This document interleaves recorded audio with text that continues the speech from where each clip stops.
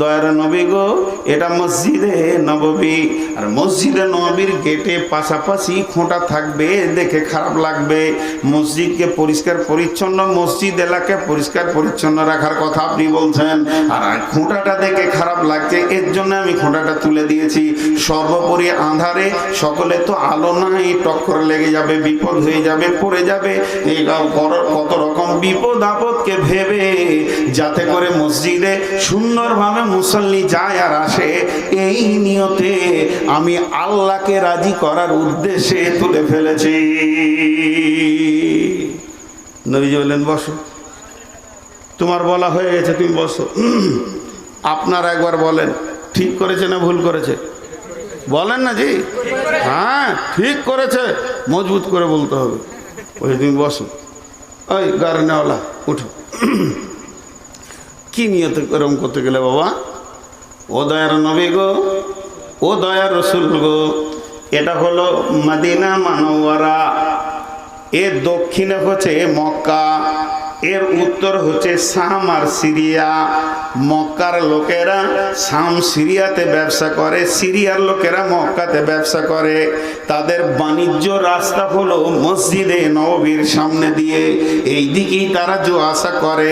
আর এই দিকে যাওয়া আসা করতে করতে যখন নামাজের টাইম হয়, তখন ওই বাণিজ্য কেন্দ্রিক লোকে, বাণিজ্যের কাফিলার লোকেরা তারা করে কি, এখানে নামাজ আদায় করে। তাদের মালগুলো উটের উপরে থাকে, ঘোড়ার উপরে থাকে, গাধা খচ্চর বুঝাই করে তারা মালের কাফিলা এদিকে যাওয়া আসা করে। উট বড় চঞ্চল জানোয়ার, তাদেরকে ফাঁকা জায়গায় ছেড়ে দিয়ে নামাজ পড়ে, কিন্তু তাদের নামাজে মন বসবে না, তারা তাড়াহুড়ো করে নামাজ পড়বে। এর জন্য আমি খোঁটাটা গেড়ে দিলাম। ওই কাফেলার লোকেরা তারা তাদের উট গাধাগুলোকে খোঁটাতে বেঁধে দিয়ে ধীরে সুস্থে নামাজ পড়বে। এবার বলেন ঠিক করেছে না ভুল করেছে? তো দুজনেই ঠিক করলেন। এবার জজ কি বলছে দেখেন, বিশ্বনবী, ও খোঁটা গাড়নেওয়ালা আর খোঁটা তুলনেওয়ালা, তোমাদের দুজনের নিয়তের কারণে তোমরা দুজনেই জান্নাতি। কি ফাইসালা! জি ভাই, একজন ফ্যানটা চালিয়ে দিয়ে চুপ করে বসে আছে, আর একজন এসে ফ্যানটা বন্ধ করে দিলে, আমাদের যা হয় আর কি। ফ্যান বন্ধ করলে কেন ভাই? বললে বন্ধ করো না, কত বিল আসছে জানিস? বলে তো আমি যে জিকির করছি, তুই তো এইভাবেই জিজ্ঞেস করিস। হয়ে গেল ঝগড়া। কিন্তু দুজনেরই দাবি ঠিক, ঠান্ডা মস্তিষ্কে আল্লাহকে ডাকতে ভালো লাগবে, এর দাবিটা ঠিক, ওরও দাবি ঠিক যে মসজিদের বিল হবে। ওর বাবার বিল তো বলেনি, মসজিদের বিল হবে, এই নিয়ে ঝগড়া। সলিম কলিম দুজনাতে এত চিল্লাচিল্লি করলো, সলিম তখন বলেই ফেললো, যেটা আমার বাবার জায়গায় হয়েছে জানিস না কত দাম অবদান আছে। আর এই কথা যেই বলা, কলিম তখন বলছে তোর বাপের মসজিদ থেকে যা, ওইখানে গিয়ে একটা চাটাই দিয়ে আল্লাহ। কলিম এখানে আজান কেন দিয়েছে? নতুন মসজিদ করে নিলাম আমি, যাব না, আমার বাপেরও 4 বিঘা কাটা জায়গা আছে রোড সাইডে, হবে না মসজিদ। ঝগড়া করে করলে মসজিদ হবে না, মহব্বতের সঙ্গে করতে হবে। বুঝাতে পারলাম? একবার হ্যাঁ না বলেন। 12টা বেজেছে, বাজেনি না?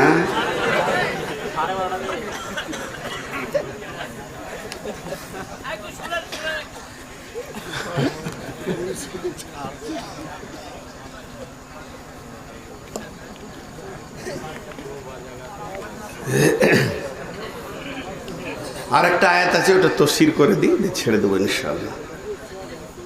ভাই একটা কথা বলি, দুঃখ করেন না, আপনাদের কাছে আমি ক্ষমা চেয়ে নিচ্ছি। এনারা যারা আছেন আমার মুরব্বী, আপনারা আমার ওস্তাদ, এই ঠিক করে বলেন তো, আপনারা নিচে বসেছেন, আমি চেয়ারে, কার দাম বেশি? হট, আপনাদের দাম বেশি। দাঁড়ির যে পাল্লাতে মাল বেশি থাকে সেটাই তো নামাতে থাকে, আর যার মাল কম সে তো উপর দিকেই থাকবে। বাঁদর তো ডালেই থাকে, ওকে স্কুলে হেডমাস্টার করবেন নাকি যে ওপরে আছে বলি? জি না, আপনারা দামি, আমার থেকে অনেক দামি, আপনারা আমার ওস্তাদ। কিন্তু কথাটা হচ্ছে কি জানেন, শরীর তো মানবে না। আজকে ধরেন প্রায় 210 রাত চলছে, আর 15টা আছে, কখন যে শেষ হবে। আবার বাংলাদেশ ঢুকবো 1 তারিখে এপ্রিলে, ওখানে 10টা রোজা করে আসবো। তবে প্রোগ্রাম নাই, কিছু সম্মিলন আছে, আইলাদি সম্মিলন আছে কয়েকটা। তো বিষয়টা হচ্ছে আমিও মানুষ, আমাকে দেওয়ার চেষ্টা করবেন 10টায়, আগামী বছরের শেষ আর জালসা করার মতো মানসিকতা চলে যাচ্ছে। তো এখন আমি আপনাদের সামনে দ্বিতীয় আয়াতটা পড়ছি, আপনারা আমার জন্য দোয়া করবেন। আমি অসুস্থ, এই দেখবেন এই বায়নার শেষে যখন উঠবো তো আর স্বাভাবিক উঠতে পারবো না, এই চেয়ার ধরে উঠতে হবে, এই হাত পা কাঁপছে। তো এটা এইভাবে কবরে সবাই গেছে, আমিও যাব, 50 বয়স ক্রস হয়ে গেল, এর জন্য আপনারা দোষী তা নন। আর এই যে একটা কথা বলছিলাম, একটু পরে আবার বলবো, ওটা প্রসঙ্গটা এসে যাবে।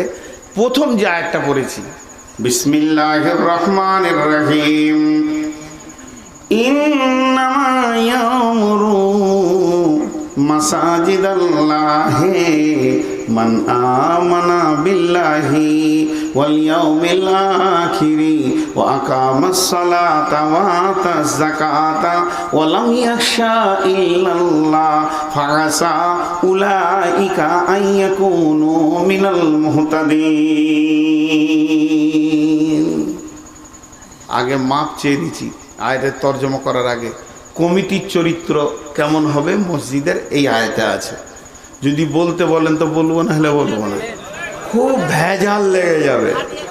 জি, তো আল্লাহ তাবারাক ওয়া তাআলা তার মসজিদ কমিটির চরিত্র এখানে বর্ণনা করছেন, কিন্তু এই কথাটা বলতে গেলে অনেকের অসুবিধা হয়ে যায়, তো এটাকে এড়িয়ে গেলেই ভালো হয়। বলবেন যে আপনারা কমিটি হতে পার নাই বলি বলছেন, যদি কমিটি করে দিত তাহলে আর বলতেন না। যাই হোক, মসজিদে একটা হচ্ছে দাতা আর একটা হচ্ছে গৃহীতা। এই যে যারা চেয়ারে বসে আছে টেবিলে, এরা হচ্ছে কমিটি, এরা হচ্ছে গৃহীতা, মানে আপনি দান করবেন, এরা গ্রহণ করবে। তো এখন আমার পকেটে টাকা নাই, এইটাকেই টাকা করছি। আছে কারোর কাছে 200 টাকা দেনেওয়ালা? জি, মাস্টার সাহেবের কাছে নাই টাকা, টাকা না নিয়েছি বসেছেন, একটা টাকা দেন যে কোনো। আমি আপনাদেরকে উদাহরণটা তাহলে বোঝাতে পারবো আল্লাহ কি বলতে চাইছেন। আগে দাতাদেরকে বলেলি, তারপর কমিটিকে বলবো, বিরক্ত হবেন না। এটা হলো ইন্ডিয়ান মুদ্রাস্ফীতি 100 টাকা। এবারে আপনি আসছেন দান করতে, এটা আপনার হাত, এটা টেবিল, আমি হলাম মসজিদ সেক্রেটারি, ক্যাশিয়ার, এখানে দেবেন, এটা আল্লাহকে দিয়ে দিলেন। এবার টাকাটা আমি তুলবো, আপনার হাত দিয়ে টাকাটা পড়েছে আর আমার হাত দিয়ে টাকাটা উঠবে, দুইজনকে আল্লাহ কি বলছে কথাটা বুঝালো। এখন যে দান করছে ওকে বলি, বিসমিল্লাহির রহমানির রহিম, ইন্নামা ইয়ামুরু মাসাজিদাল্লাহি মান আমানা বিল্লাহি ওয়াল ইয়াউমিল আখিরি ওয়া আকামাস সালাতা ওয়া আতাজ যাকাতা ওয়া লাম ইয়াখশা ইল্লাল্লাহ। এই 5টা গুণ যদি তোর ভিতরে থাকে তবেই তুই দান কর, আর এই 5টা গুণ যদি তোর ভিতরে না থাকে তোর দান করে কোনো লাভ হবে না, হবে না, হবে না। আল্লাহ বলছেন, আল্লাযীনা ইউমিনুনা বিল গায়বি ওয়া ইউকিমুনাস সালাত ওয়া মিম্মা রাযাকনাহুম ইউনফিকুন। আগে বিশ্বাস তারপরে জমা, না আগে জমা তারপরে বিশ্বাস। কথাটা বুঝাতে পারলাম? আমার কাছে 20 লাখ টাকা আছে, আমি হজে চলে যাব, ভাবছি বেঁচে আসবো কি না মরে যাব, তো টাকাটা রাখবো কার কাছে? ছেলেদেরকে দিচ্ছি না, 4টা বেটাতে ভাগ করে নেবে, কিন্তু আমি চাইছি গায়ে কারো কাছে রেখে যাব।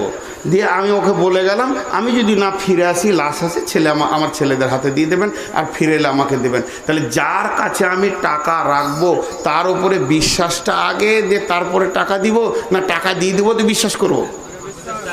আগে বিশ্বাস। তো আল্লাহ তাবারক ওয়া তাআলা বলছেন, হে টাকা দেনেওয়ালা, তুই যে টাকা দিতে আসছিস এই স্টেজে কিংবা টেবিলে কমিটির কাছে, আগে তুই বিশ্বাস ঠিক রাখ, টাকাটা তুই কাকে দিছিস।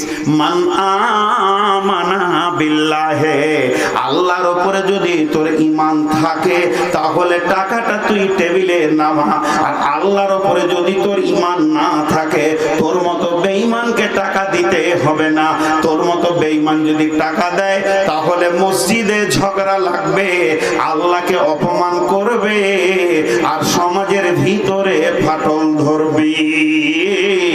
তিনখানা খারাপি লুকিয়ে আছে তোর টাকাটার ভিতরে। অতএব তুই যদি টাকা দিতে চাস তাহলে আল্লাহর উপরে বিশ্বাস করে টাকাটা তুই ফেলে দে। কতদিন মুখ বন্ধ থাকবে তোর, কতদিন মুখ বন্ধ থাকবে তোর, তোর টাকাটা দেওয়ার পর মুখটা কতদিন সিলাই করে দিবে, অতদিন পর্যন্ত ওয়ালিয়াউমিল আখিরি, কিয়ামত পর্যন্ত তুই মুখকে সিলাই করে দিবি। আর কিয়ামতের মাঠে চিৎকার করে তুই বলবি, আল্লাহ আমার টাকা আমাকে দাও, আমি তোমার কাছে জমা রেখেছিলাম। আমার আল্লাহ খুশি খুশি তোকে বদলা দেবে। কিন্তু পৃথিবীর বুকে তুই যেন কাউকে বলে বেড়াবি না। গোপনের দান এটাকে বলা হয়। তবে প্রকাশ্যেও দান করা যায়। দান করার পর যেন নিজের মিজাজ আর মনকে ঠিক রাখতে হবে। একটা ঘটনা শোনাই, হাদিসটা আর পড়ছি না, বুখারীর হাদিস, খালি এমনি শুনিয়ে দিচ্ছি, নাহলে অনেক লম্বা হয়ে যাবে। বানি ইসরাইলদের একটা লোক ও নিয়ত করেছে আজকে গোপনে দান করব। এত গোপনে দান করব, বানি ইসরাইলদের নবী ছিল কে? মোসা, নবীকেও জানতে দিব না। ও গোপনে কিছু টাকা আশরফিকে নিয়ে রাতের আমাবস্যাতে এসার সময় ঘুরছে। লা তাসাদ্দাকনা বিসাদকাতিন ফাখারাজা বিহি বিসাদকাতিহি ফাজাআহা ফি ইয়াদি সারিকি। গোপন একটা যুবকের কোলে চুপ করে টাকাটা ফেলে দিয়ে চাদর ঢাকা নিয়ে গুলকি দিয়ে পালিয়ে গেল। কে দিল বুঝতে পারা গেল না। যুবক ওই টাকাটা নিয়ে গিয়ে দেখছে অনেকগুলি আশরফি দিয়েছে। তখন সকাল হলো, প্রচার শুরু হয়ে গেল। প্রচার কি শুরু হলো?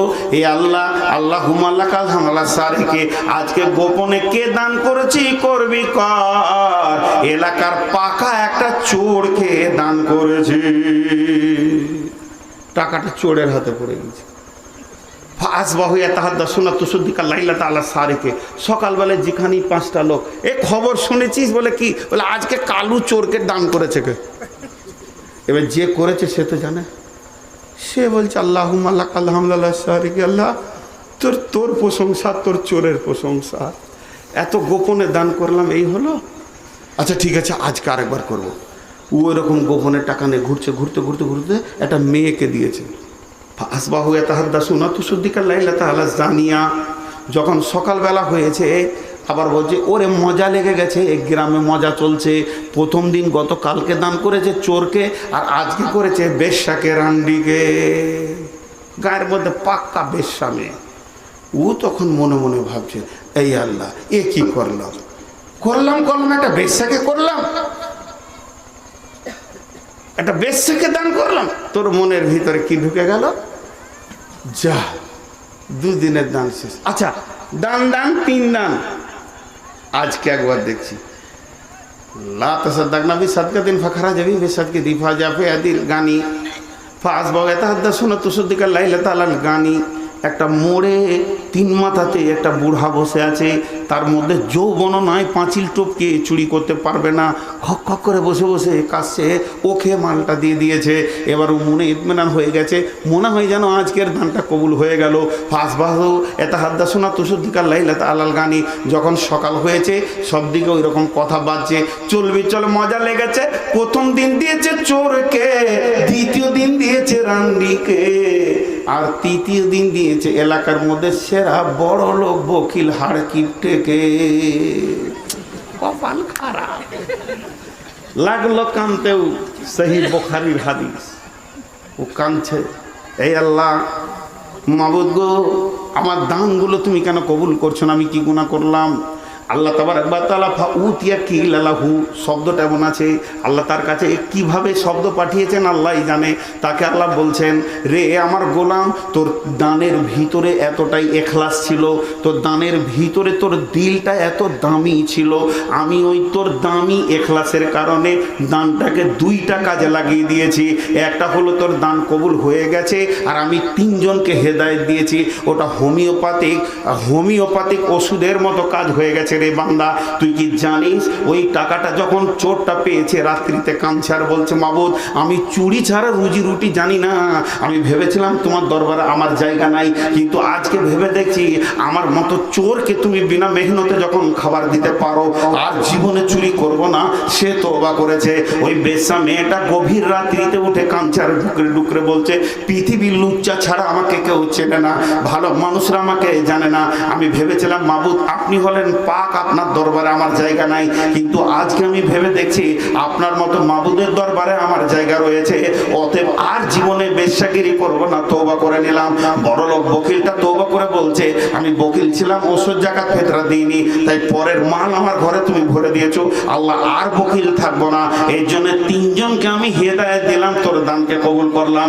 অতএব আমার আল্লাহ দাতাকে বলছে, হে গোপালপুর এলাকার লোক, তুমি টাকাটা যখন দিতে আসছো টেবিলে, প্রথমে আমাকে বিশ্বাস করো, টাকাটা আমাকে দাও। এই টাকাটা আমি চোরকে, লম্পটকে, ডাকাতকে, বেঈমানকে দিতে পারি, কমিটি খেয়ে নেবে, জুয়া খেলবে, উড়ে যাবে, তোমার কোনো চিন্তা নাই। টেবিলে যখনই পড়ে যাবে তোমার আমলনামাতে টাকাটা ঢুকে যাবে, এরপরে আর তোমার চিন্তা করার দরকার নাই টাকাটা কোথা গেল, কি গেল, কতদিন তুমি মুখকে বেঁধে রাখবে। ওয়াল ইয়াউমিল আখিরে, আখিরাত পর্যন্ত তুমি নিজের জবানকে কন্ট্রোল করে লাও।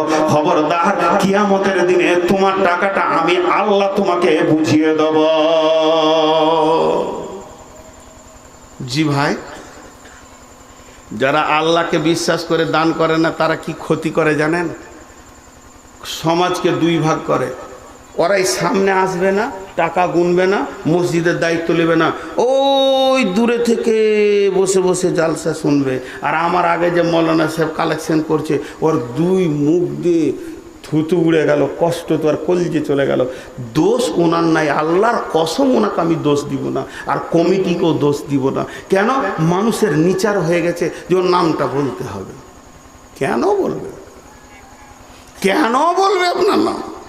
আপনি যাকে দিচ্ছেন সে আপনার নাম জানে কিনা বলেন? সে যদি জানে তাহলে ভেজাল মুক্ত হয়ে আছে। আজকে উনি বাধ্য হলেন তাড়াতাড়ি তাড়াতাড়ি করে বলতে গিয়ে, কোনোটাই দোয়া হলো না, অমুক দিল, অমুক পাঠালো, এই করে বললেন।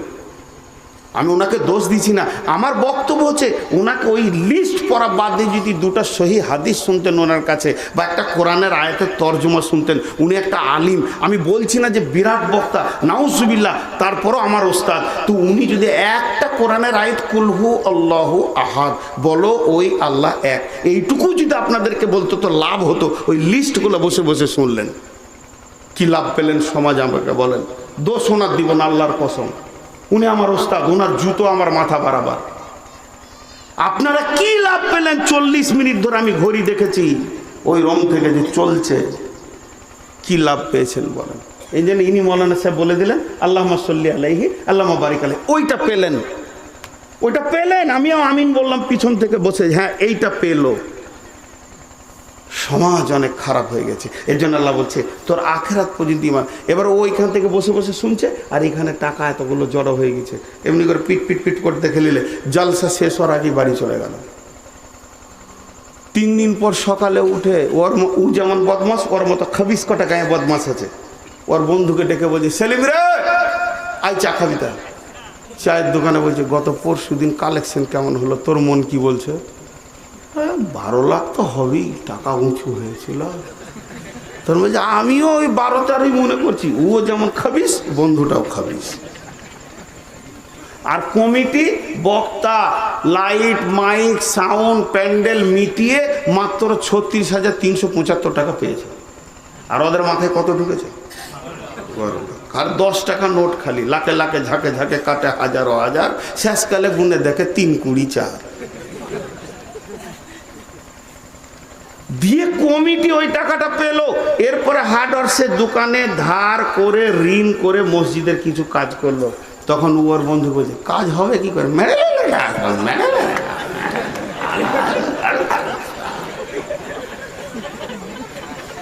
আমি কোরআন থেকে তাফসীর করছি, আপনাদেরকে হাসাইনি। তখন ওকে বলবে জুমার দিনে বলিস তো, তারপরে দেখছি শালাকে। এবারে জুমার নামাজ পড়ছি, ইমাম সাহেব ও আর কি করে জানবে যে এত বড় খবিস ঢুকেছে মসজিদে? আসসালামু আলাইকুম রহমতুল্লাহ, আসসালামু আলাইকুম রহমতুল্লাহ। উজু জানে না, কোনো রকম মুখ ধুয়ে একবার পেছন কাতারে পূর্ব দিকের ডান দিকের কোণে বসেছে। কি বুঝলেন? এরই মাঝে দুজন বলছে ঠিকই বলেছিস, আপনারা বুঝতে পারলেন, ওরা বুঝে নিল। তার মানে এবার ঝগড়া লাগিয়ে দিলে, সেই টাকা কি হলো জলসার হিসাব দে রে সালা। আল্লাহ বলছে যাদের আখিরাতের জ্ঞান থাকে না, তারা যখন মসজিদে দান করে তো সমাজকে দুভাগ করে। কথা ঠিক না বল? আরে বলেন ঠিক না বল? শুধু এইটা নয়, আল্লাহকে অপমান করে কিছু লোক আছে। হাজি ভাই আপনারা বলেন, আমাকে আগিয়ে আনতে গেছেন কোথা? জঙ্গিপুর। কথার কথা বলছি, আগিয়ে আনতে গেছেন মোটর সাইকেল নিয়ে, মাস্টার সাহেব গেছে জঙ্গিপুরে। আমাকে যখনই দেখে যাও আসসালামু আলাইকুম, আন্তর্জাতিক বক্তা, বুকে জড়িয়ে ধরছে। তাই মনে মনে ভাবি লোক তো খুব ভালো, এত প্যার মহব্বত করছে, তাহলে মনে হয় জালসায় গেলে কি না করবে। দুটা মিষ্টি খান, না খাওয়া না, না খান, না খান, না খান। বড় বড় দুটো রাজভোগ ভরে দিল পেটে। এরপরে গাড়িতে উঠি, আসছে আস্তে আস্তে, খালি রাস্তায় লোকের সঙ্গে দেখা যাবে। এটা আমাদের প্রধান বক্তা, ইনশাআল্লাহ চলেন, চলে আসেন, ভালো বায়ন হবে। দুটার মিষ্টি খেয়েছে। তারপরে আবার মসজিদের কাছে এসে বলছে, আরে বিছানা টিছানা হলো রে, কার ঘরে রাখবি রে?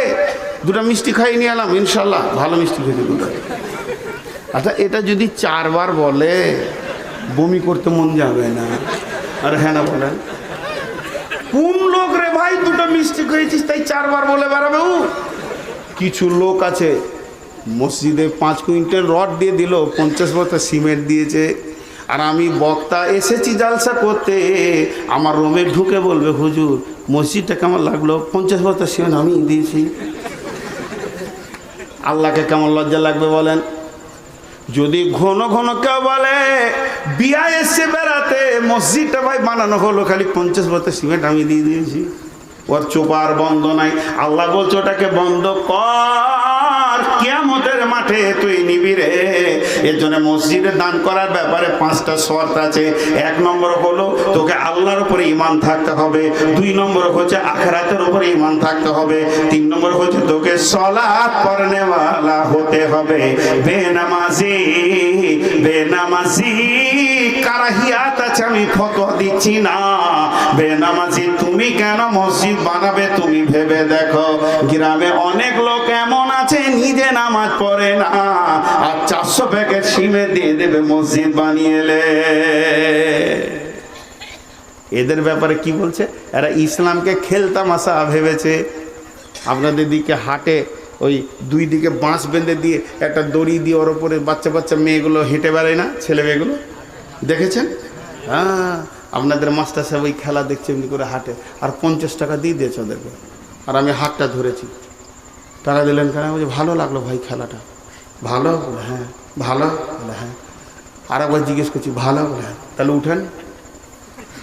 ভালো তো উঠেন, ভালো কাজ তো সবাই কি করতে হয়, যাবে না, ঠ্যাং ভাঙবে, যাও না। তাহলে ভালো কি করে হলো? ওর নাম খেল। খেল টাকা দিয়ে করানো হয়, নিজে করব না। খেল কি করা হয়? টাকা দিয়ে। তো কিছু লোক আছে দিন ইসলামের নামাজটাকে খেলতামাশা ভেবে নিয়েছে। ওরা বলছে টাকা দিচ্ছি মসজিদ কর, তোরা চালিয়ে যা, আমরা যাব না। এদের টাকা আছে, পয়সা আছে, সুদ খায়, বেইমানি করে, বাটপারি করে, চুরি করে, জুয়া খেলে, আর হারাম খেয়ে পেট ভরে নিয়েছে। আর যখনই মসজিদওয়ালা যাবে 20 কুইন্টাল রড দিয়ে দিল, ছাদটা দিয়ে দিল গোটাটাই, কিন্তু নিজে মসজিদ ঢুকবে না। এর জন্য আল্লাহ শর্ত করেছে, হে দান করনেওয়ালা ও আকামাস সালাতা, তুই নামাজ পড়নেওয়ালা হয়ে যা। ও আতা যাকাতা, যদি মাল বেশি হয় আর যাকাত না দেয়, তার মালটা হলো নাপাক। এই নাপাক মালটা কেমন করে তুমি লাগাবে? এর জন্য আল্লাহ বলছেন ও আতা যাকাতা, তুমি যাকাত দেনেওয়ালা হয়ে যাও। আর শেষ নম্বরে বললেন ওয়ালাম ইয়াখশা ইল্লাল্লাহ, মসজিদ বানাতে গেলে অনেক রকম ঘাত প্রতিঘাত আসবে রে, আল্লাহকে ছাড়া কাউকে ভয় করিও না, করিও না, করিও না।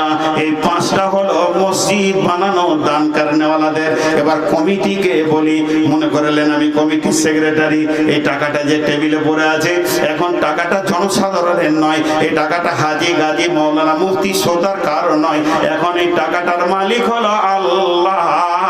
আর আমি হলাম মসজিদ কমিটি, আমি হলাম সেক্রেটারি। এবার টাকাটা হাত দিতে যেছে, আল্লাহ বলছে দাঁড়িয়ে যা। ইন্নামা ইয়ামুরু মাসাজিদাল্লাহ, আমার মসজিদের দায়িত্ব ওই নেবে। মান আমানা বিল্লাহে, যারা আল্লাহর উপরে ঈমান আছে, ওয়াল ইয়াউমিল আখিরে, আখিরাতের উপরে যার ঈমান আছে। আখিরাতের ঈমান বলতে কি? এমনি করে খাতা নিয়ে এসছে, আসসালামু আলাইকুম, জুমার লোক বসে যান, মানে ক্যাশিয়ার আর কি মসজিদের, আর সব বসে হিসাব করেছে 2021 সাল থেকে 2022 সাল পর্যন্ত হিসাব। রডে গেছে এত, সিমেন্টে এত, কুলিতে এত, এই করতে করতে করতে করতে টোটাল আয় ছিল এত, ব্যয় এত, এখন উদ্বৃত্ত 325 টাকা 65 পয়সা আছে। আসসালামু আলাইকুম, গাঁকে বুঝিয়ে দিল আর কি। আর গাঁ তখন বলছে লোক কত ভালো রে, লোক কত ভালো। আল্লাহ বলছে তুই মনে করলি যে বেঁচে গেছিস, টাকা আমার, হিসাবের দিন আমি তৈরি করেছি, সেদিন ভাউচার আমি দেখব। হে মসজিদ কমিটি, তুমি হুঁশিয়ার হয়ে যাও, কঠিন কিয়ামতের দিনে এই মসজিদের তিলে তিলে তিলে তিলে টাকা তোমরা কিভাবে ব্যয় করেছো আমি হিসাব করে নিব, মাদ্রাসার টাকা আমি হিসাব করে নিব। যারা দিতে এসেছিল তারা তোদেরকে দেয়নি, আমাকে দিয়েছে, আমি তোদের কাছে আমানতদারি রেখেছি। অন্তত আমার টাকার হিসাব ভাউচার তো সারা বিশ্বকে বুঝাগা। একদিন কিয়ামতের মাঠে আমাকে ভাউচার ঠিক করে বোঝাতে হবে। আমি নূর মোহাম্মদ হলাম আপনার মসজিদের সেক্রেটারি, ক্যাশিয়ার, এখন আমি ভাউচার বুঝিয়ে দিলাম। আল্লাহ কিয়ামতের মাঠে বলবে নূর মোহাম্মদ রে, তোর বেটার ঘরটা বিটির ঘরটা কি করে বানালি তুই বল। তুই যখন মাল আনতে গেছিলি তখন সিমেন্টে ভুটভুটিতে আনতে পারবে না 20 বস্তা, তো বলছিস চড়হা, আমি পেছনটা ঠেলে ঠেলে তোকে পার করে দিব যাতে করে 2 পয়সা তোর বেঁচে যায়। আর তুই কুলি করিসনি, নিজের সিটগুলোকে টেনে টেনে বের করেছিলি। এটা তোর ঘর হচ্ছে, তোর বেটার ঘর হচ্ছে, তোর বেটির ঘর হচ্ছে। 2 পয়সা বাঁচানোর জন্য তুই বাড়ি থেকে রুটি খেয়ে গেছিলিস, মুড়ি বেঁধে নিয়ে গেছিলিস। আর যখনই আমার মসজিদ মাদ্রাসার কাজ হচ্ছে তখন তুই লিখছিস রিক্সাতে নিয়েছে 2 প্যাকেট সিমেন্টের দাম হলো 400 টাকা, আর রিক্সাতে নিয়েছে 200 টাকা, আর ভ্যান ভাড়াতে নিয়েছে সিকে 200 টাকা, আর এদিকে কুলি লাগিয়েছিলাম ওগুলো বহনের জন্য, তারা নিয়েছে 800 টাকা। আর আপনার আবার গিয়েছিলাম বারবার বাজারে, তার টিফিন খরচ হয়েছে 450 টাকা। আল্লাহ বলছে আই তোর হলারের সাইজ মাপবো আর তোকে মাপবো। তুই দুনিয়ার নিজের কাজের সময় রসগোল্লা দেখলি না, আর আমার মসজিদের কাজ করতে গিয়ে ভাউচার মারলি 450 টাকা গালি রসগোল্লা তুই জোনাতে খেয়েছো। এসো তোমার 1 নম্বরে হলার মেপে কিয়ামতের দিনে আমি বের করে নিব। তিলে তিলে আমার টাকা আমাকে বুঝিয়ে তুমি লাভ পাবে। ও আগামাস সালাতা, মসজিদ কমিটিকে নামাজি হতেই হবে, হতে হবে, হতে হবে। বেনামাজি মসজিদ কমিটি হতে পারে না। যদি কেউ জোর করে মসজিদ কমিটি হয়ে যায় তাহলে সূরা আল ইমরানে একবার ঢুকে গিয়ে দেখে এসো।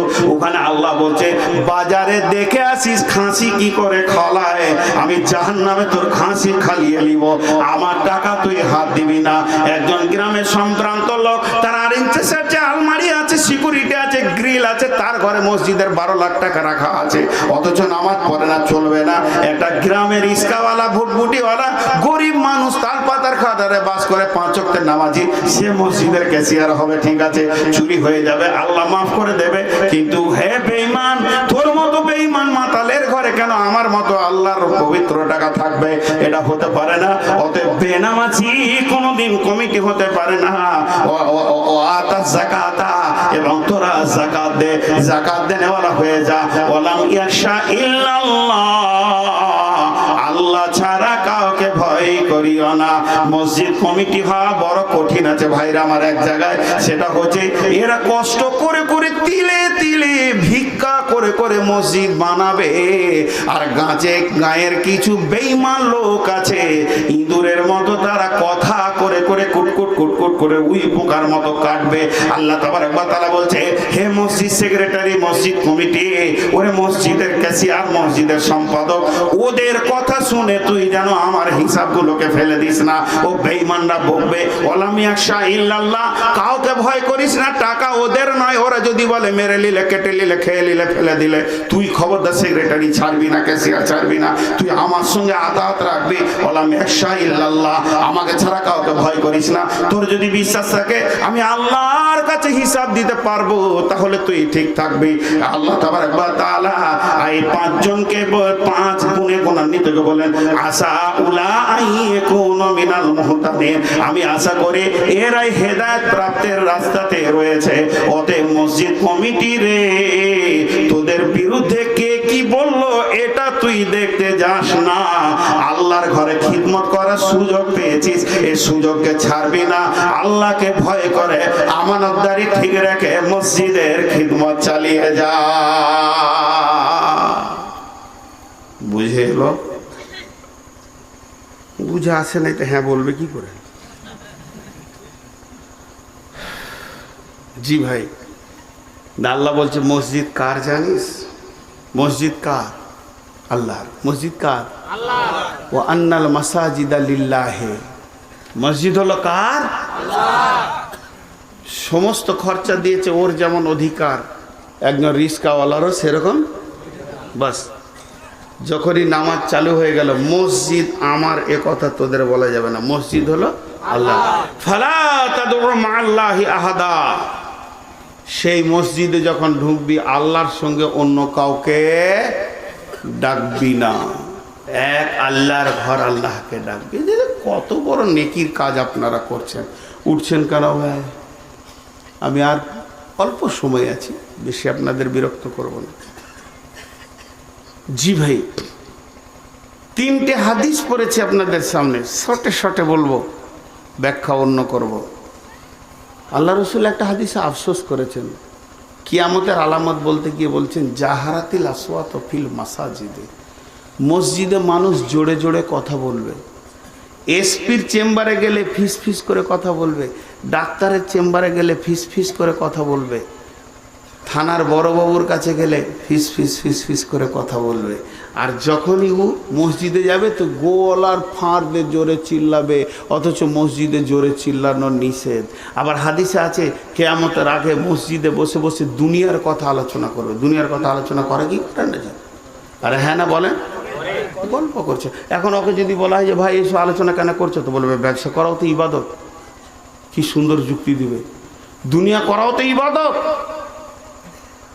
কি এমন অন্যায় করেছি ব্যবসার দাম দরের কথা বলছি, তো ব্যবসা করা ইবাদত নয়? হাজি ভাই, ব্যবসা করাও যেমন ইবাদত, মুসলমানরা পেশাব পায়খানা করে সেটাও ইবাদত। দোয়া পরে পেশাব পায়খানা করলে নেকি পাবে। স্বামী স্ত্রী মিলবে সেটাও ইবাদত। ইবাদত নাই? তাহলে কি মসজিদে চলে যেতে হবে পায়খানা করতে? ইবাদতের একটা জায়গা আছে। তা আল্লাহ বলছে মসজিদে জোরে জোরে কথা বলবে। রাসূল সাল্লাল্লাহু আলাইহি ওয়াসাল্লাম বলছেন। আরেক জায়গায় বলছেন, হযরত ইবনে ওমর বর্ণনা করছেন, আমি শুনেছি নবীজি বলেছেন, কঠিন কিয়ামতের দিনে একটাই ছায়া থাকবে, রহমতের ছায়া। ওই ছায়াতে 7 শ্রেণীর লোক স্থান পাবে। তার মধ্যে একটা ওয়ারাজুলুন কালবুহু মুআল্লাকুন বিল মাসাজিদি, ওই লোকটা মসজিদের ছায়াতে আরশের ছায়াতে থাকবে রে, যে লোকের হৃদয়টা অন্তরটা পড়ে আছে মসজিদের ভিতরে। দুনিয়া করছে কিন্তু মসজিদকে প্রেম করে, মসজিদকে ভালোবাসে, তার অন্তরটা যেন মসজিদে পড়ে আছে। ব্যবসা করছে, আজান হলো নাকি, চাষ করছে, আজান হয়ে গেল নাকি, মসজিদ যেতে হবে, কি হয়ে গেল নাকি, সময় হয়ে গেল নাকি, এইভাবে সব সময় যেন মসজিদের ভিতরে তার অন্তরটা পড়ে আছে। এর জন্য আল্লাহ তাবারক ওয়া তাআলা বলতেন, নবীজি বলছেন, ওয়ারাজুলুন কালবুহু মুআল্লাকুন বিল মাসাজিদি, ওই লোক রহমতের ছায়াতে থাকবে যার অন্তরটা মসজিদে পড়ে আছে। বিশ্বনবী বলছেন, ইবনে আব্বাস, আবার হযরত ওসমান, সব তো কয়েকটা রাবী এটা আছে হাদিসটা, মান বানা লিল্লাহি মাসজিদান বানাল্লাহু লাহু বাইতান ফিল জান্নাহ, যে মসজিদ বানাবে দুনিয়াতে, আল্লাহ তার জান্নাতে ঘর বানাবেন।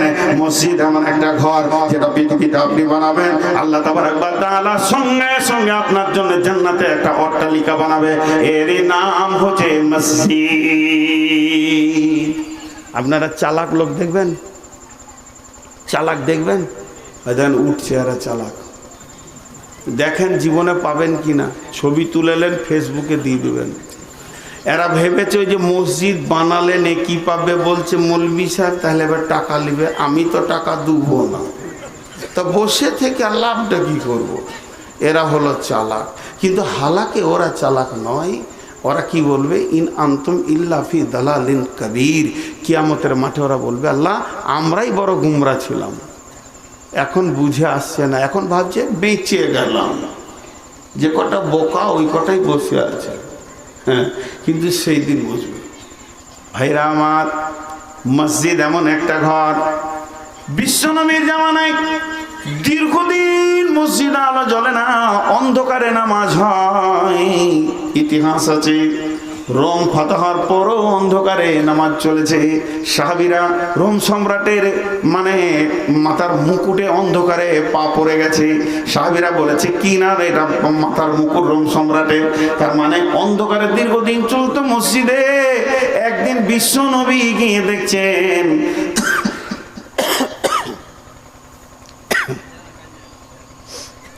মসজিদে নববীর ভিতরে একটা মাটির পাত্রে কে যেন চর্বি রেখে পুরাতন কাপড়ের পলতে বানিয়ে দিয়ে আগুন ধরিয়ে দিয়েছে। দীপ দীপ দীপ দীপ করে আলোটা জ্বলছে। আল্লাহ নবী বললেন, কে আলো জ্বালালে গো? কে জ্বালালে মসজিদে আলো? কে জ্বালালে? তোমরা মসজিদে আলো বলো। যে যুবকটা মসজিদে আলো জ্বালিয়েছে সে মাথা নামা করে নিচ্ছে, না জানি আমি ভুল করেছি, নবীকে জিজ্ঞেস করেনি। আল্লাহ নবী বললেন, আল্লাহর গোলাম তুমি উঠে দাঁড়াও। সেই সাহাবীটা উঠে দাঁড়ালেন, তার নাম হচ্ছে হযরতে বুরাইদা রাদিয়াল্লাহু তাআলা আনহু। তিনি মসজিদে আলো জ্বালিয়েছিলেন। বিশ্বনবী বললেন, বুরাইদা রে, হে বুরাইদা, তুমি মসজিদে আলো জ্বালিয়েছো, আর আলো জ্বালিয়ে আমার মনটাকে কতটা কেড়ে নিয়েছো, আমাকে কতটা আপন বানিয়েছো। আমার 4টা মেয়ের বিয়ে হয়ে গেছে, কোনোটা যদি বিয়ে হতে বাকি থাকতো, আর আমার যদি 5 নম্বরে কোনো মেয়ে থাকতো, আজকে তোমার সঙ্গে বিয়ে দিয়ে আমি জামাই বানিয়ে নিতাম। ভাইরা আমার, বিশ্বনবীর চয়েস পৃথিবীর সেরা চয়েস। তিনি মসজিদে যিনি ঝাড় বার দেয় তার আলো জ্বালে তাকে বিয়ে দিতে চাইছে। আজকে আমাদের মসজিদে ঝাড়ু দেওয়া বড় কঠিন হয়ে গেছে। ইমামকে আমরা বলি, কেন ঝাড়ু দিলেন না? ভাইরা আমার, মসজিদে ময়লা সাফ করবে কে? পরে যে দেখবে যে যার চোখে ময়লা পড়বে তাকেই সাফ করতে হবে। আমরা ইমামকে হুকুম করি, মসজিদকে হুকুম করি, মসজিদে মাল বের করে দেন, মসজিদে নোংরাকে বের করে দিলে নেকি আছে বুঝি না। বিশ্বনবীর জামানায় একটা মেয়েরই কাজ ছিল মসজিদকে ঝাড়ু দিয়ে দেওয়া। মেয়েটি মারা গেল, রসুলকে খবর করা হয়নি, তাকে দাফন করে দেওয়া হয়েছে। আল্লাহ নবী হঠাৎ একদিন বলছে, কি গো, এক মেয়েটাকে দেখতে পাই না কেন, সে আর আসে না কেন? ইয়া রাসূলুল্লাহ, সে মারা গেছে। আল্লাহ নবী বললেন, চলো আমাকে তার কবরের কাছে নিয়ে চলো। তার কবরের কাছে গিয়ে আমি আল্লাহর কাছে মাগফিরাতের দোয়া করব। কত বড় মর্যাদা মসজিদকে ঝাড়ু দেওয়া। ভাইরা আমার, আল্লাহ তাবারাক ওয়া তাআলা পৃথিবীর বুকে মসজিদকে আমাদের জন্য রহমতের জন্য পাঠিয়েছে। ভাই আমার, মসজিদের কত গুরুত্ব রব্বুল আলামিন বলছেন, ফালিয়াবুদু রাব্বা হাদাল বাইত আল্লাযী আতামাহুম মিন জু'in ওয়া আমানাহুম মিন খাওফ। হে মুসলমান, তোরা আজকে রয়েছিস পেরেশান, তোদেরকে কেটে কেটে জ্বালিয়ে জ্বালিয়ে শেষ করে দিচ্ছে। তোরা কোথা যেখানে যাবি জানা কেন, তোরা পৃথিবীর কোন জায়গায় শান্তি পাবি না। তোদের জন্য আমি শান্তির ভান্ডার রেখেছি মসজিদের ভিতরে। এর জন্য আল্লাহ মুয়াজ্জিনকে দিয়ে প্রতিদিন 10 বার বলে, হাইয়া আলাল ফালাহ, হাইয়া আলাল ফালাহ। এই বাংলা বলি, আয় আয় আয়, তোরা কামিয়াবির দিকে আয়, শান্তির দিকে আয়, কামিয়াবির দিকে ফিরে আয়। আর কামিয়াবির ডাক দেওয়া হয়। আল্লাহ তাবারাক ওয়া তাআলা বলেন, ফালিয়াবুদু রাব্ব হাযাল বাইত। আয়াতটা নাযিল হয়েছে কাবাকে কেন্দ্র করে। কাবার দিকে আঙ্গুল তুলে ঘরের মালিকের করে ইবাদত কর। এবার ওই কাবাটা বাদ দেন। আজকে আমি মসজিদকে সামনে রেখে বলছি, মসজিদকে সামনে রেখে আপনাদেরকে বলছি, ফালিয়াবুদু রাব্ব হাযাল বাইত। এই ঘরের মালিককে, যে ঘরটা বানানো হচ্ছে এই ঘরের মালিককে। ওইখানে একটা ওয়াক্তিয়ার রয়েছে, ওই ঘরের মালিককে, জামি মসজিদ যেটা রয়েছে সেই ঘরের মালিককে। এই ঘরের মালিকের নাম কি? খালিক, মালিক, সত্তার, গফফার। এই ঘরের মালিকের নাম হচ্ছে আল্লাহ। আল্লাহ বলছে, কাজ কর, এই ঘরের মালিকের তোরা ইবাদত কর, ওর পায়ের কাছে তোরা মাথা ঠুকে পড়ে যা, ওকে তোরা রাজি করে নে। লাভ কি হবে? আল্লাযী আতামাহুম মিন জু'in, অভাবের সময় তোদেরকে সচ্ছলতার ডালি দিয়ে ভরে দেবে। ওয়া আমানাহুম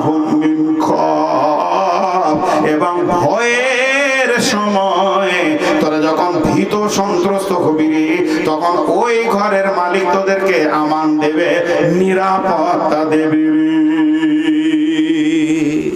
একটা গল্প শোনাই।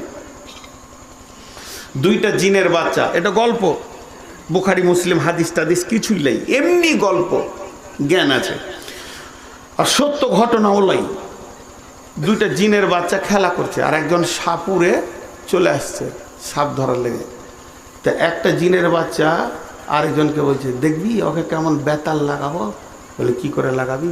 বলে এই দেখ, এক গ্লাস পানি পরে দিছি, তুই এটা ধরে থাকবি, তুই ধরে থাকবি, হ্যাঁ, আর আমি সাপ হয়ে যাব।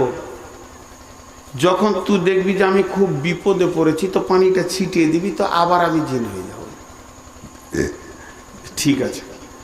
এবার ও সাপ হয়ে গেছে, আর সাপুরে যখনই সাপ দেখে নিয়েছে, তখন ও আমরা বাঁশি বের করে বিন বিন করে বাজাইছে, সাপটাকে ধরবে। তো এবার ও যখন পালাচ্ছে চারিদিকে, এদিকে যেছে আবার এদিকে ঘুরছে, গাছে উঠছে তো পড়ে গেল, দেয়ালে চাপতে গেল তো পড়ে গেল, একটা ঘরে ফাটে ঢুকতে গেল তো ফাঁস করে বেরিয়ে এলো। শেষকালে সাপুরে ওর যে খাঁপটা আছে, ওই খুঁপড়িটা দিয়ে একটা ফুটো করে দিলে সুসুর সুসুর করে ঢুকে গেল, কপ করে ধরে নিয়ে এবার ব্যাগে ভরে নিয়ে চলে যেত। তখন এই ছেলেটা বলছে, এটা আমার বন্ধুজি। বলে কিসের বন্ধু রে? ছাড়ো না জি, আমার বন্ধুজি, মানুষ হয়ে গেছি জিনের বাচ্চাটা। কিসের বন্ধু? বন্ধু আমার। ছাড়বে না কেন? দাও। বলছি কিসের বন্ধু? তুমি একবার খাপটা খুলো। যেই খুলেছে, পানিটা মেরে দিয়েছে, তো ওর মতো একটা ছেলে হয়ে গেছে। বলছে, ও তুই জিন ছিলি? বলে হ্যাঁ। বলে আমরা দুজনেই জিন। পালিয়ে গেল ওরা। এবার এই বন্ধুটা ওকে বলছে, তুই খাপে ঢুকলি কেন? গাছ দিয়ে পালালি না? ফাটে ঢুকলি না? আমি দেখছিলাম। তখন যে জিনটা সাপ হয়েছে, ওই বন্ধুটাকে বলছে, বন্ধুরে আমি যখন সাপ হয়ে গেলাম, তখন ও নাগিন বাঁশিতে মন্ত্র পড়ছিল, আর মন্ত্র পড়ে পড়ে আমার দিকে বান মারছিল। আমি যেদিকে যেছি মনে হচ্ছে জ্বলে যেছে, জ্বলে যেছে, গাছ জ্বলে যেছে। গাছে উঠতে গেলাম ঠান্ডা লাগবে বলে, তো গোটা গাছটা মনে হচ্ছে আগুনের মতো আমার জন্য জ্বলে গেল। এরপর ফাটে ঢুকতে গেলাম, ঠিক ওখানে মনে হচ্ছে আমাকে আগুনের মতো তাপ লাগলো, আবার বের হয়ে চলে এলাম। এরপরে দেয়ালে উঠতে গেলাম, ওখানটা বান মেরে দিলে তো আগুনের মতো জ্বলে গেল, লট করে পড়ে গেলাম। চারিদিকে ঘুরছি, শান্তি পাই না, আর মনে মনে ভাবছি তুই যদি পানিটা দিয়ে দিস তো ভালো হয়। কিন্তু আমি দেখলাম একমাত্র ওর খোঁপটার ভিতরেই রয়েছে শীতল ঠান্ডা, আর ওই ঠান্ডাটা নেওয়ার জন্যে আমার জানটা জ্বলে গেছে। এর জন্য আমি সুসুর সুসুর করে ভিতরে ঢুকে গেলাম। পৃথিবীটা আমার জন্য জ্বলে গেছিল, ওই খোঁপড়াটাই ছিল ঠান্ডা। হে মুসলমান, এটা আমি উদাহরণ দিলাম, এটা কোনো ঘটনাও নয়, এটা একটা গল্প। হে মুসলমান, পৃথিবীটা তোমাদের জন্য জ্বলে গেছে, কাশ্মীর জ্বলে গেছে, মায়ানমার জ্বলে গেছে, আর ভারত জ্বলছে, এদিকে আপনার কিনা ইউপি জ্বলে গেছে, ওদিকে তামিলনাড়ু গুজরাট জ্বলতে শুরু করেছে, এবার বাংলা জ্বলবে, জ্বলছে জ্বলবে জ্বলছে জ্বলবে। মুসলমান, তোমাদের শান্তির জায়গা একটা মসজিদ, চট করে ঢুকে যাও, শান্তি পেয়ে যাবে। এছাড়া মুসলমান, তোমাদের শান্তির জায়গা বলে কিছুই নাই। তো আমার আল্লাহ বলছেন, ফালিয়াবুদু রব্ব হাযাল বাইত আল্লাযী আত'আমাহুম মিন জু'ইন ওয়া আমানাহুম মিন খাউফ। এই ঘরের মালিক তোমাদেরকে পরিপূর্ণ খাবার দেবে, আর ভীত সন্ত্রস্ত থেকে তোমাদেরকে বাঁচাবে। জি ভাই, বুঝি না। একটা রুহুল মাআনি, এই কিতাবের একটা তফসির শোনাবো আপনাদেরকে। তফসিরটা শোনানোর আগে ছোট্ট একটা উদাহরণ দিব। এরা উঠছে কেন? চালাকের দলে নাম লিখেছে নাকি?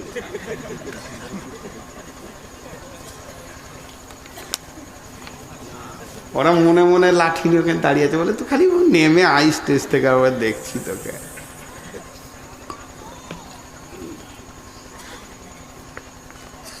উদাহরণটা ভালো করে শুনেন।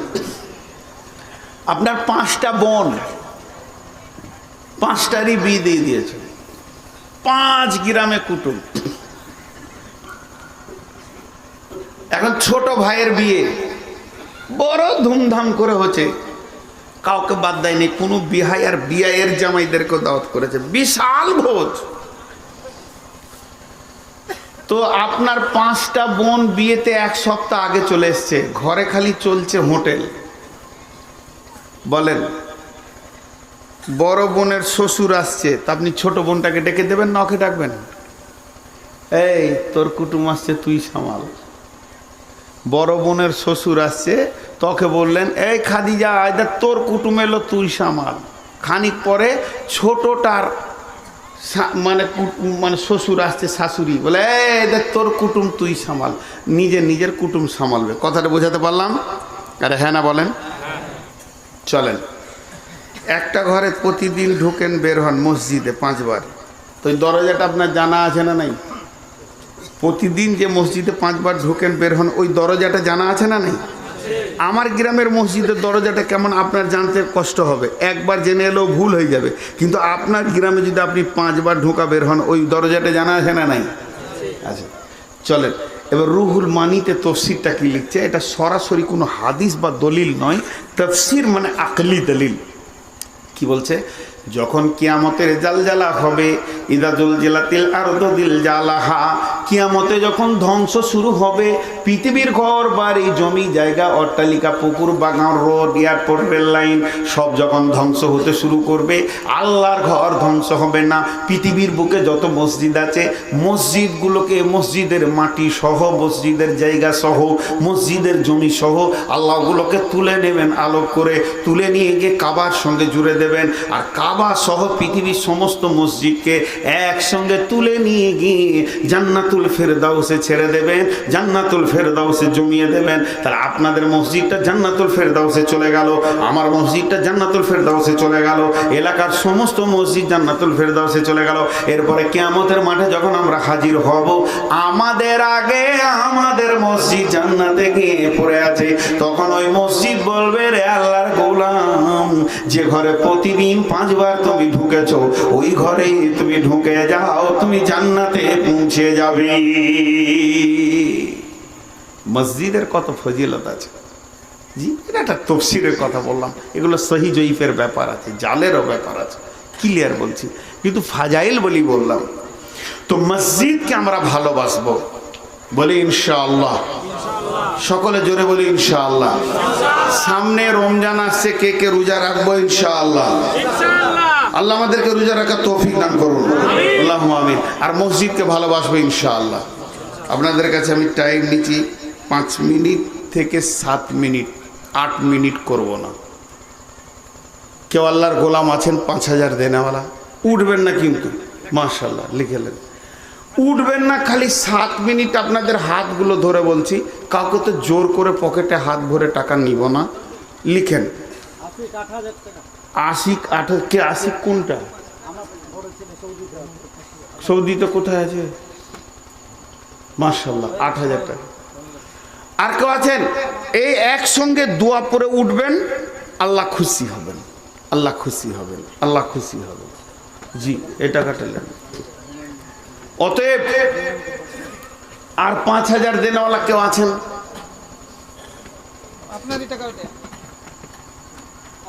ইউটিউবওয়ালারা গুটাও যাও।